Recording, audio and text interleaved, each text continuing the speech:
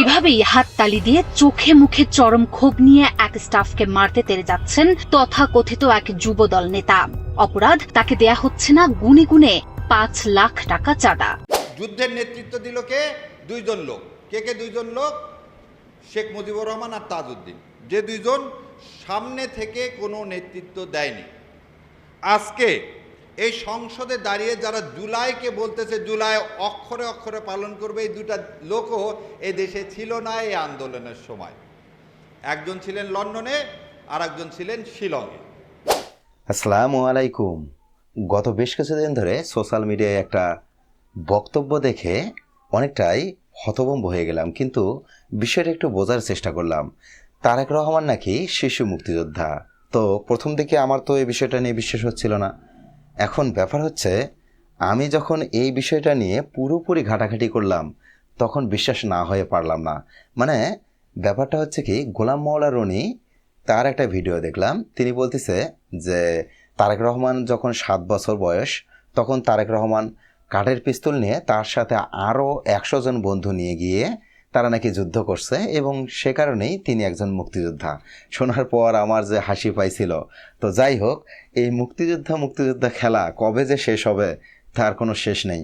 তবে গুরুত্বপূর্ণ কিছু বিষয় নিয়ে আজকের ভিডিওটা, আপনারা একটু মনোযোগ দিয়ে ভিডিওটা দেখলেই বুঝতে পারবেন। এখানে অনেক গুরুত্বপূর্ণ কিছু তথ্য উপস্থাপন করা হবে ইনশাল্লাহ। ছোটবেলায় একটা গল্প শুনছিলাম, রংপুরের যে ভরসা হাজি আছে তার একটা গল্প। তিনি নাকি ভোটে দাঁড়ানোর পর জনসম্মুখে বক্তৃতা দিচ্ছিলেন। বক্তৃতা দেওয়ার সময় তিনি বলেছিলেন যে আমাদের এই অঞ্চলে যে ছোট ছোট কলেজগুলো আছে, সেই ছোট ছোট কলেজগুলোকে বড় বড় স্কুলে পরিণত করে দেওয়া হবে। ঠিক সেরকমই একটা বক্তব্য আমাদের প্রধানমন্ত্রীর কাছ থেকেও পেলাম। গত সংসদে দেখা গেল যে তিনি বলতেছেন যে আমাদের দেশের প্রাথমিক বিশ্ববিদ্যালয়গুলোর, অর্থাৎ শিক্ষকদের সংখ্যা নিয়ে যে কথাবার্তা, সেই কথাবার্তা চলতেছিল, সেখানে তিনি প্রাথমিক বিশ্ববিদ্যালয় বলেছেন। পরবর্তীতে দেখলাম তার পিছনে থাকা একজন ব্যক্তি, সংসদ সদস্য, তিনি তাকে সচেতন করে দিলেন। সেই সচেতনতার পর তার কথাটাকে তিনি আবার ঠিক করে নিলেন। বর্তমানে প্রাথমিক বিশ্ববিদ্যালয়গুলোতে মোট শিক্ষকের সংখ্যা এটা অবশ্য স্বাভাবিক, এটা হতেই পারে, এটা তো একটা স্লিপ অফ টাং। তবে আরও কিছু গুরুত্বপূর্ণ বিষয় আছে।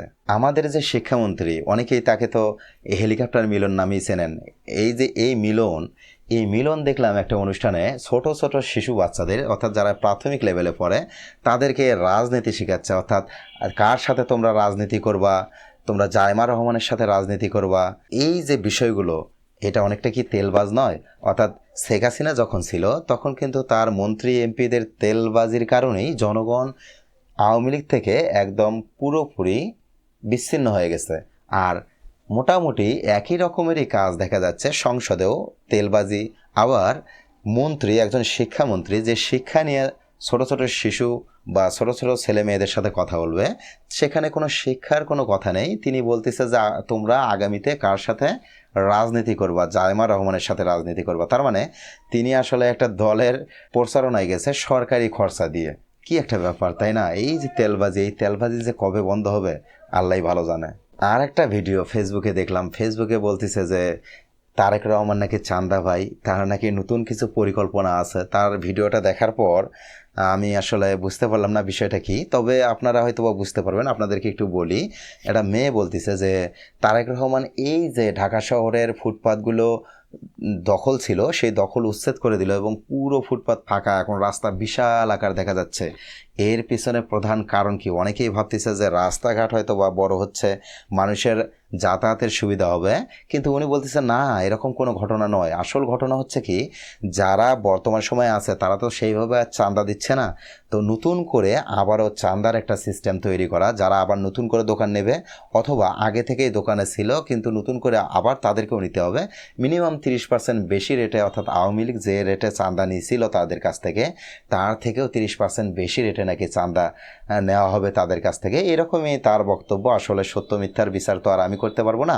তবে এই বিষয়টা শোনার পর মনে হলো যে না, কথাটা অবশ্য কিছু যৌক্তিকতা আছে। কারণ বিএনপি, বিশেষ করে আপনারা দেখবেন সোশ্যাল মিডিয়ায় চাঁদার বিষয়গুলো যেভাবে নিয়ে আসতেছে সামনে, আর এখন তো আর আগের যুগ নয়, এখন তো সোশ্যাল মিডিয়ার যুগ। যে কোনো কিছু যে কোনো অঞ্চলে ঘটে গেলেই পুরো দেশে সেটা ছড়িয়ে পড়ে, যার কারণেই এই চাঁদার বিষয়টা নিয়ে মানুষ অনেকটা ত্যক্ত বিরক্ত অবস্থায় চলে যাচ্ছে। যাই হোক, আজকের ভিডিওটা আর বড় করছি না। আপনার কি মতামত অবশ্যই কমেন্টে জানাবেন। আজকের মতো এখানেই বিদায় নিচ্ছি। ভালো থাকবেন, সুস্থ থাকবেন। আসসালামু আলাইকুম।